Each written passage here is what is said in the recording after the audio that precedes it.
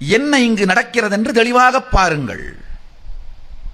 குழப்பத்தில் இருந்தாலும் சரணாகதி நிலையில் வந்தி, குழப்பத்தில் இருந்தாலும் அகங்கார நிலையில் பாண்டியன், தன்னுடைய சொந்த பீடத்தில் தானே அமர்ந்திருந்து அன்னை தடாதகை பிராட்டியோடு ஆட்சி செய்து அருளிய பாண்டி நாட்டு பீடத்தில் அமர்ந்திருக்கும் தன் கொள்ளுப்பேரன் பாண்டியன் அவனுக்காக இறங்காது சாதாரண பிட்டு விற்று இட்டலி விற்று பிழைக்கும் ஏழை கிழவி நமச்சிவாய எனும் நாமத்தை சொன்ன ஒரே காரணத்திற்காக அவளுக்கு இறங்கி வந்து மண்படைத்த பெருமான் இங்கு மண் சுமக்க நின்று கொண்டிருக்கின்றான்.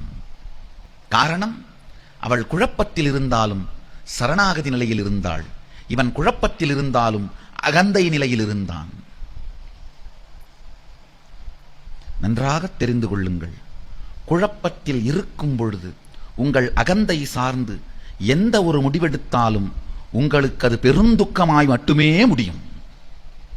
அதனால் வருந்தி திருந்துவீர்களே தவிர வாழ்க்கையில் வேறொன்றும் வராது. மீண்டும் திருவிளையாடல் பகவானின் நேரலை சத்சங்கம் சித்திரை பெருவிழா ஏப்ரல் 17 முதல் இரவு 8 மணிக்கு இணையுங்கள்.